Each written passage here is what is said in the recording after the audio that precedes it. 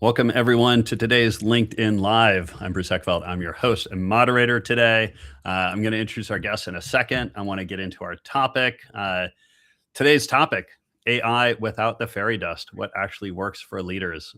We've covered AI in a couple of different angles here. I'm excited for this one because our guests have really kind of figured out on the executive performance side and really how to make it practical, workable. I know we did a prep call probably 6 weeks ago, 4 weeks ago. Things have probably changed immensely since then, so I'm curious to get the updates and everything.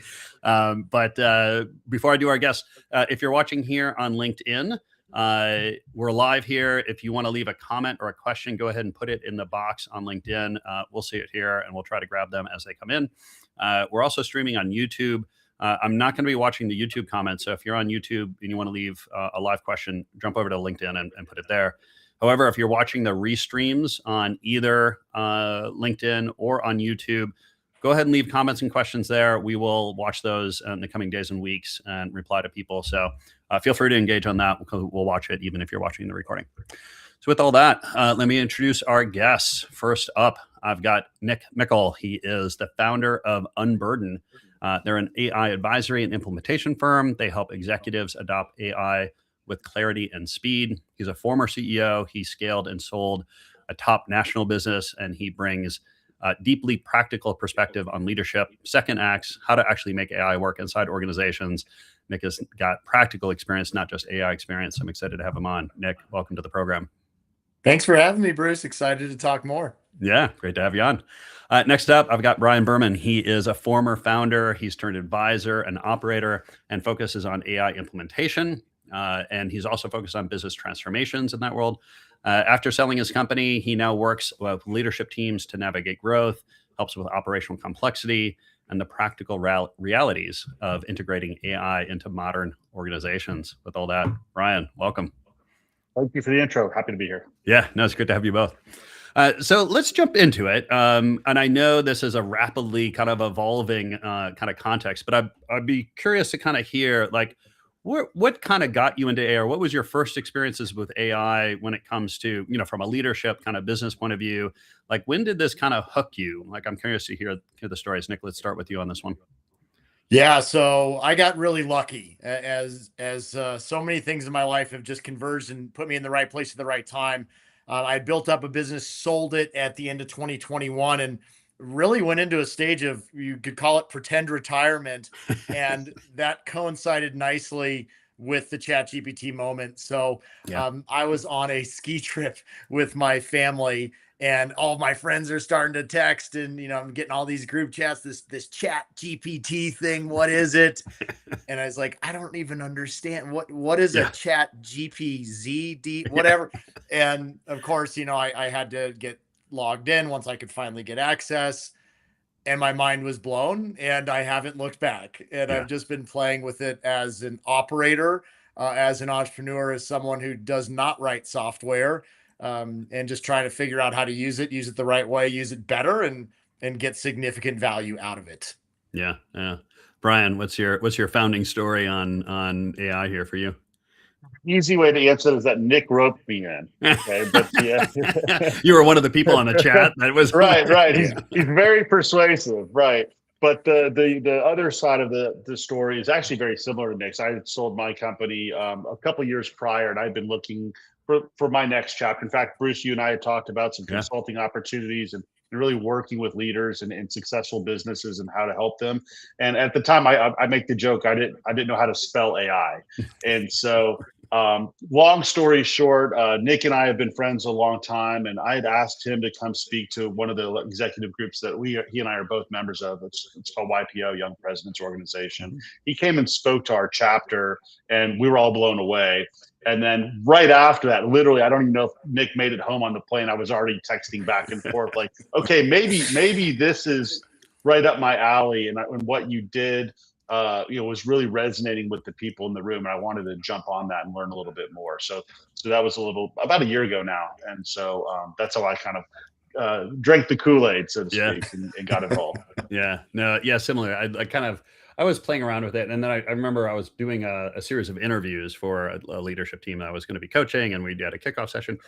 And I was like, this is kind of interesting. I took all the interviews and kind of anonymized them, but put them into GPT and had it start figuring out, okay, so what are some of the themes here? And what are some of the questions I should be asking? And it was like crack, right? Like its ability to kind of sort through large volumes of data and give you themes and insights. Like it just accelerated all the stuff that it took me hours to do, on my own. You could literally do it in 5 minutes. Right? So that kind of got me hooked, and I've continued to kind of integrate it into my practice and then all the companies that I coach as well. So I'd love to kind of give a little bit of a framework here, right? Because I think for most listeners, right, they've probably played around with some things. Maybe they've got an account, they do some chatting. How do you help leaders kind of just conceptualize how to think about AI? Like what is the way to kind of approach it and the mindset to approach it that is most helpful at this point? Because I know there's so many moving pieces, it's hard to keep track of, but like, what have you seen helpful in terms of giving founders or giving leaders a little bit of a structure and just how to approach the whole question? Nick, why don't we start with you on this? I love it because it's such a loaded question, and there's so many little paths to go down. And what I find fascinating right now, living through this time we're all living through, is everyone knows there's something they can do with it. They know they want it, and there's a lot of things motivating that desire. There's the fear of missing out. There's the fear of disruption, that it's like, if I don't do this, I'm not going to have a business in a couple of years. And then there's also that motivation, like, this could grow us. This could be our competitive advantage. This is our new strategy. And so folks know they want to do it. That's kind of number one. And that's almost universal nowadays. Very rare that someone's like, no, I don't know about this. And then they don't know where to start. And so, like, do I buy product? Like, someone pitched me on this new chief of staff website that'll connect my message. Or do I hire a software development firm to go and build this? Do I hire a trainer? Do I do a bunch of webinars? Do I send my employees to the MIT program? Like, you have no idea. And there's so much noise out there that it can intimidate people and just shut them down. So I have an approach that I think works the best. And you got to come at it from a lot of different angles. And the first one is education and just rolling your sleeves up and using this stuff and cut out the noise. I feel like there's so much noise right now. This new tool does this. This one does this. I mean, I do this for a living and I'm overwhelmed because, this morning there's another new Claude chat agent, whatever.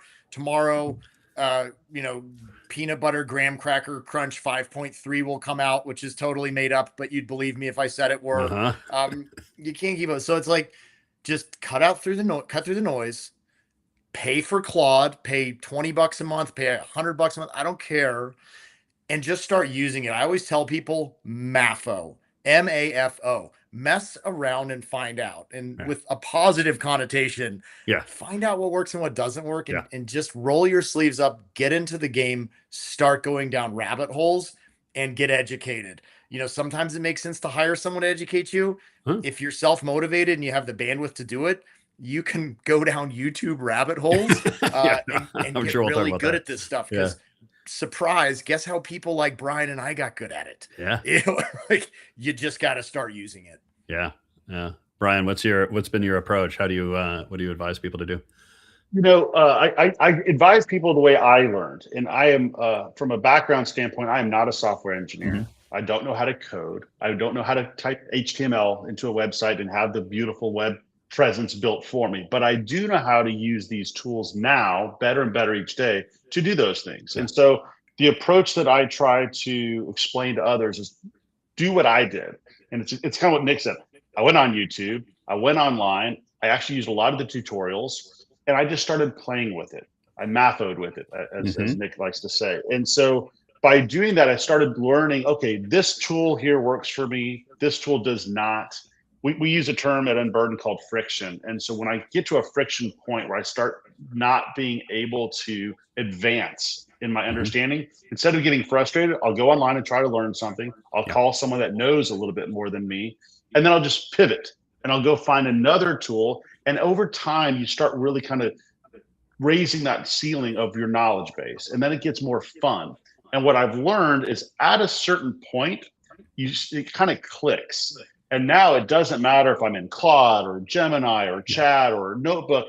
The interfaces may look a little different, but ultimately the way that we interact with them starts becoming second nature. No different than if you're using Yahoo search, Bing search, Google search, right? You kind of have a feel for how these things work and how to extract what you're trying to extract from them in a meaningful way. And that it just kind of, this light bulb just switches on at some point. Yeah. But it becomes repetition is really what gets you there. And you have to stay current.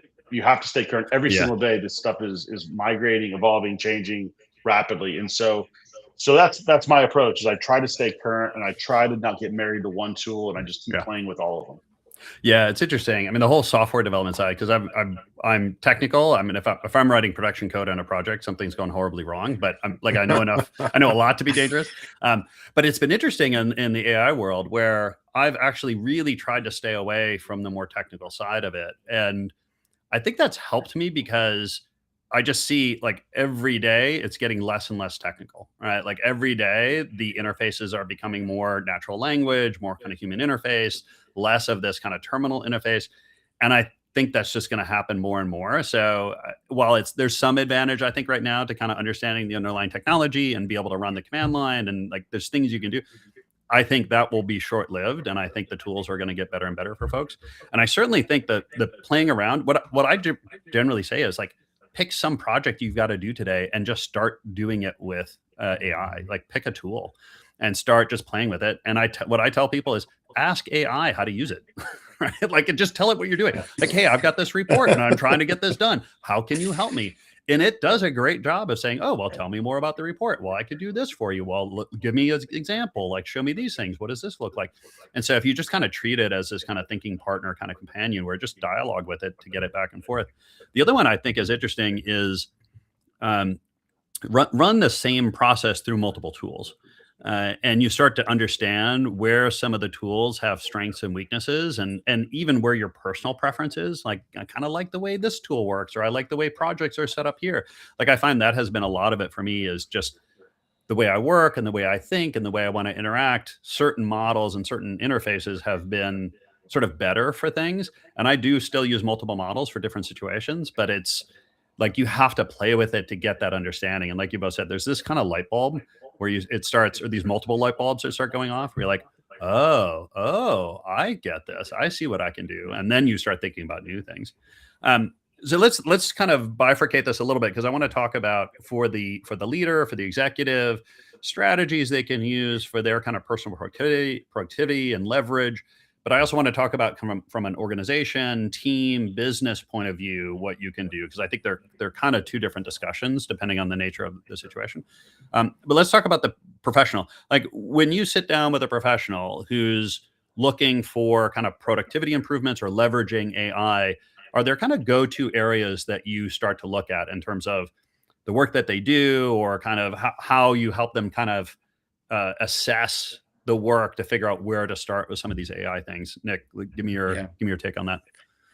Yeah, you played it nicely on kind of the intro too, of talking about bouncing around on other models and how you're using it in a more deeply technical sense. And what I have found is, some folks like us get into this and we start to assume that everyone's doing that, that everyone's capable of it. And the reality is, it's kind of like Microsoft Excel. And 20 years ago, I was a CPA and I had to be good at Excel, but I was never great at it. Like, I never wrote macros and was writing code. Like, I could do some nice formulas and maybe a pivot table or a VLOOKUP, I think, when I was at the top of my game. And so what I find is, I take a step back with everybody. And since none of us went to school for this, and it's brand new technology that's changing, and as you said, Bruce, getting better by the second, and becoming less technical, is I make sure folks know how to prompt, first off. And most people candidly don't. Most people talk to it like software, and they sound like a caveman, and they go, Mino, like, make this better, write presentation for me, do now, make good. Like, no, you got to talk and say a lot to it. You've got to be conversational with it. I'm huge on using voice to text. I use a tool called Whisper Flow. It's a couple bucks a month. all of them nowadays, you can click the little microphone and it'll just listen to you and take, all of it and turn it into text. Just give it more. Like, give it more. And then sometimes when it seems appropriate, ask it to interview you and have it start to ask you more questions. And it shines light on things you would have never brought to the table. So that's kind of thing one that I'm pushing folks on. Sounds so basic and remedial, but again, most people aren't doing it. The next thing is we call it building bots, which sounds technical, but it's not. And it solves that problem of AI's memory. If you tell it, remember how to do that next time, or gosh, I sure hope it's learning all of this stuff. It's not, and it's not going to, and it's not going to do a good job. So we want people to learn how to build things like a Claude project, or they call it in Gemini, a Gemini gem, or in ChatGPT, a custom GPT, or Copilot. If you're using Copilot, they call that a Copilot agent. I want folks to know how to use those, how it gives them a place in AI to create a stored set of instructions and even put some documents, some files, things you want it to remember. So when your brain goes, oh, I want to go to that thing that can help me summarize articles a certain way. Oh, I could go to my article summarizer bot or whatever it is. That's where I like to start with people, because now they've solved memory and they're giving it more. We could get into a gazillion other tools, but just having those and then having that connected to like your emails, your calendar, your Slack, your note taker. Yeah. I mean, if you're doing just those things and they're connected, you are using AI in a more powerful way than 99+% of people. And I know this from the front lines. Yeah. Yeah. If you can start stitching this together, like for this program, like I take our prep calls. I have a routine that automatically goes to Fathom, takes the transcripts, it knows the template, puts it together, sends it out by email, right? Like once you start thinking about these kind of what's the work that I do and what's the process and how can I, use the AI to kind of just repeat these things with a little bit of logic and a little bit of instructions, like it really starts accelerating this stuff. Bryan, what's your kind of go-to on this? I think I'll take a slightly different approach to the answer. So I think what Nick is talking about is very, very important and very relevant for the individuals that are trying to learn the tools and get comfortable with it. I think the other part of your question is really more about who we talk with and what they're looking to do. And what we tend to see is these are leaders in organizations, whether the C-suite or departmental heads, and they're not only just trying to figure out how to use it themselves, but then how to deploy this within their organization. And so when you look at it in that construct, it becomes a cultural change way, way, way more than it is a technology rollout. And so our approach has been to be very relatable, don't talk over their heads. Like I said earlier, I'm not a software engineer. It's very difficult for me to talk over their heads. In fact, a lot of times what I'm finding now is the people in the room are way more technically savvy than me. So that begs the question, well, then why is it even relevant for me potentially to even be discussing it with you, right? Because it's a cultural thing. It's an adoption thing as much as it is a technology understanding. And so when you start looking at how do people get good at this, it's because that level of fear, that friction is really starting to get lower and lower. Because I think you said it a moment ago, Bruce, the tools are actually getting way easier to use, way more powerful, right? The days of coding are slowly eroding behind us. And now it's just a matter of, do I understand how to get what I need to get out of this thing, this tool, whatever that may be. And once you start feeling confident, then that starts becoming valuable. And so really we look at it in terms of cultural change way more than we're going to teach you how to be a coder or a technology expert. Yeah. How do you kind of help a company at a company level, like the business level, not individual, like identify areas where they can start to get purchase on this? Because I think a lot of companies get challenged. It's like, where do I start? I have so many business processes. I've got so many things that I do, different departments. I could use this. Do you find that there's sort of natural hooks in terms of getting a company started on this from a business process point of view? Nick, on this one. Nick, go ahead. Yeah, I'll jump in real quick because literally was working with a new potential client this morning. They've got a couple hundred people doing some cool things at their company. And they say, well, we've got the engineers and they've been building, they're using Claude Code and they're doing this. And Yeah. then I know I've got a few other people that are using it, and well, some of us have used it, but it gave us bad outputs and I'm just jaded on it. And people send me really long articles now, and I can tell AI wrote them, and we just don't like it. So they said, well, we want to hire you to just help our engineers solve their problems. And I said, happy to do it. You can pay us a bunch of money. It's not going to go anywhere, because now you're just telling the hammer which nails to go hit. And this stuff is brand new, so you don't even know what nails to be hitting. And what I say in a conversation like that is, we have to all get on the same page first about what this stuff actually is. And as Bryan was saying, start catalyzing a cultural transformation. Yeah. Now, getting people educated on the basics, giving them that skill set I was talking about, prompting, bot building, connecting stuff, table stakes. And it doesn't take long. It's a couple hours of like hands-on kind of fun training. You get people trained, light bulbs turn on. You could watch YouTubes, do podcasts. I don't care. Get them speaking the same language. And it's incredible at that point in time. Even the people who said, no, we're so good at this, we don't need training, or no one's going to want to do this, they don't need training, the light bulbs turn on and they start going crazy. And then working through the C-suite, you start to map out what that transformation is going to look like. Every business is going to be different, right? If you know you don't have a moat and you're like, we're screwed if we don't do this in 6 months, we're out of business. Well, let's figure out like what gives us the best defensive ability to deploy this tech. Or you say, it's just about optimization. Like, we want to double the size of our business and not hire more people. Like, we want to go for that. We make that roadmap. And then you start to figure out through the lens of more formal change management, well, what levers are we going to pull? Yeah. Do we need to make software, automate workflows, or is this about creating citizen developers, more people using Claude Code, and then creating a hierarchy for what that looks like? So it's just the best way to sum all of that up is you have to look at it like a process. It is a transformation. This is a new way of working. It's a new way of thinking about our work. And the other thing that's probably important to note is it only works from the top down. You don't get to delegate this. You don't get to say, well, there's that one dork, James, I really think he'll do it. Not going to work. Even if it's your CTO, even if it's your CFO, the CTO obviously isn't going to be your top subject matter expert, but they need to be in the room. Yeah. They need to be pounding the drum, and they need to put in some of the reps and learn these uncomfortable things like, okay, I just wanted to write an email. Now I've got to use AI to do it. You got to show up and do this stuff and start catalyzing that change. Yeah. Lead the change, as they say. Bryan, how do you see this in terms of identifying areas for the business to start applying?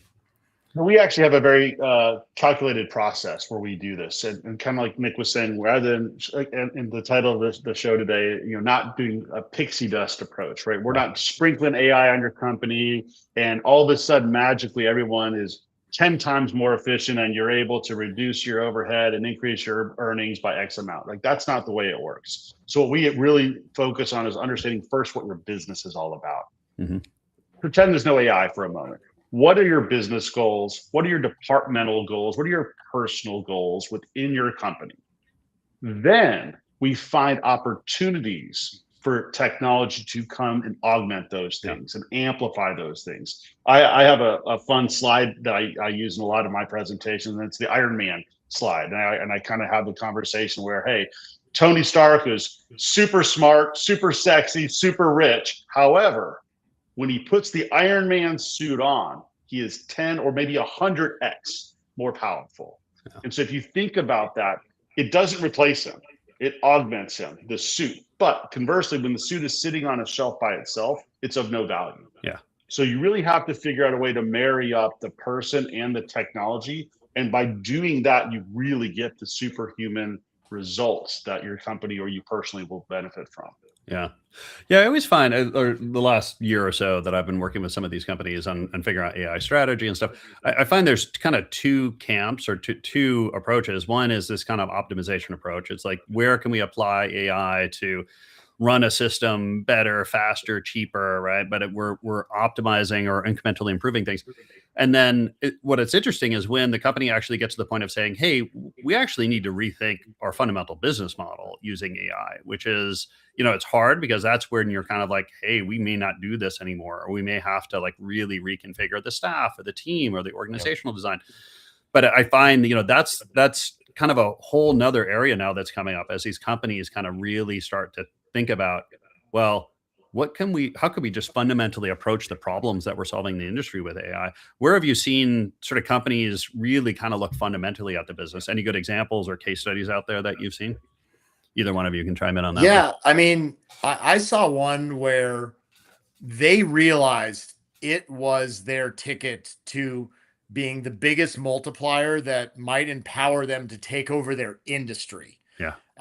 So I'll kind of be sensitive to the industry so that I don't breach any of their privacy, but it's a very low tech space, very manual, where, they're having to buy physical inventory, clean it, repurpose it, advertise it. And it's a business that just trades on spreadsheets essentially. Yeah. And there's just, that's the extent of their technology. And one company is the most tech forward because they have a website. Wow. And they realize that is what AI has as its superpower, is all of the things that they're doing the slow manual way. AI can do 100 times faster and better.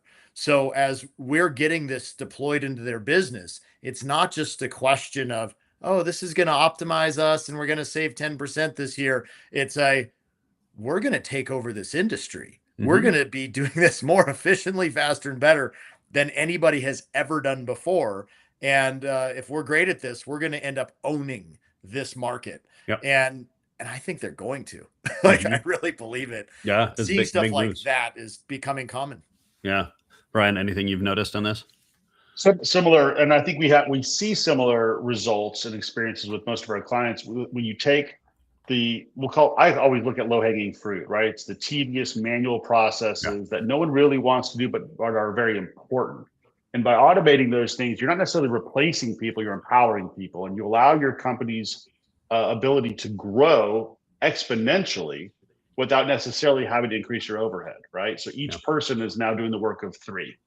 And so there's several examples of that. But I think in the industries where we see the most impact, it's really where there's a lot of that manual data entry, tedious types of processes that are super important to get it right and do it fast. Yeah. And that's a really good low entry point that gets huge ROI. Yeah. Well, I think to tie on too, that's the sort of thing that people see and they realize that there's no moat there. Yeah. Because if that existing business that has tedious manual processes is not doing anything with this, an incumbent can enter from scratch with none of that legacy debt, operational debt, tech debt, and build these things. I mean, look at what's happening in financial services right now. And we have the privilege of working with many companies of a lot of different sizes in that space. And, I think a lot of them are staying up at night, very nervous about what's going to happen, because their whole business outside of the relationships and the creativity has been based on kind of crunching numbers, analyzing stuff, transposing data from websites, PDFs, data feeds into spreadsheets and doing stuff with them that AI is really good at doing faster and better. Yeah. And I think it's going to rattle the core of that sort of an industry. Yeah. And we'll see where the chips fall. But that's another good one of a highly disruptible space that many are racing to get into it. And there are others quietly behind the scenes probably taking it over. Yeah. They probably should be up at night. It's interesting what I find about this is, as they kind of get through this initial kind of optimization, like how do we improve our processes there? And they start getting into the more fundamental question. The business model is, I find strategy becomes even more important, because you really need to understand what is really needed in the market. What is the competitive landscape really doing and not doing? Where are the real pain points? And if a leadership team, I find, is good and highly aware and has a good strategic planning process, they can see those opportunities sooner. And they can now, once they understand kind of AI, they can start connecting the dots and like, ooh, there's an opportunity here. We can actually go up market, or we can figure out how to solve this problem more globally. That's the business, right? So they're even pivoting out of their current models. into other models because they see the opportunity, but you need that situational awareness and that strategic thinking to be able to do that. I want to finish. Guide. Yeah. And you need a guide, Bruce. Yeah. And I think that's where not just our service, but other similar companies and advisors are really invaluable because it's changing so rapidly, and you need someone that can help guide you along that change. Let's finish up with a question on that, which is things coming up. I know the thing I've been looking at, I know with Fable kind of turned off, and then the whole issue of like, oh my gosh, what happens with these models when I built my business on this and they turn it off? This whole thing of like local LLMs and everything coming up. What are the things that you see over the next 6 to 12 months that are really kind of going to be important shapers in terms of how people implement AI, or what may change in terms of the whole AI market here? Anything that's on your minds or that you're kind of thinking about as you're working with some of these companies? Yeah, a bigger gap between AI haves and have-nots. I think that it was a psychological gap for a while. Like, we're in the game, we're talking strategy, we're learning how to do it. The light bulbs are turning on, laundry lists of I think we could do this are coming together. And that's wonderful, right? Because then people are getting the earned secrets, or if it's gone badly, the scar tissue, and they're already kind of doing better. But that was fine until the tech started to get so good that now it's this exponential multiplier. And I will just say, really, it feels like it changed around the beginning of the year, that it just started getting so much better, so much. The friction went down, the quality of the outputs went up, the ease of use went up. And there are people doing nothing but that right now, building on exponential building. And then there's someone over here that still says, I don't know, should we just keep using Microsoft Copilot and having people, brush up their emails? So I think there's going to be a gap there. I think Fable 5 is a great example of a tool that was even better. Like I'm so sad that I got to see it. I'd almost wish I hadn't because it was so damn good. And they took it from me. And I know it's going to come back, and politics are politics, but just wait, mark my words, the people that lean into that, they're going to run so much further away from everyone else faster. So we'll see how fast that gap widens, but I think it's going to, and it's going to be a big gap for people to catch up over. I agree. Bryan, your take on this? That's almost took the words out of my mouth. That's exactly what I said. I mean, the technology looking forward is hard to guess, right? What that's going to look like. In fact, right now they're throttling back deploying. The technology that we're seeing is actually not the current state of technology. There's a lot more tech that they are holding back because the adoption rate is a lag, right? And so they want to make sure that people are incrementally being able to advance their own skill set in order to use these things and use them the proper way. So the technology foresight is difficult to understand, except to say that it's an exponential, almost daily or weekly gain, right? I think what is more interesting is that knowledge gap, and like Nick is saying, a few months ago, everybody was curious and they know they need or they know they want, and now what we're seeing in fast forward 6 months, there will be a moat. There will be an absolute gap between the haves and the have-nots, and that gap will have a real financial impact on their businesses. Yeah.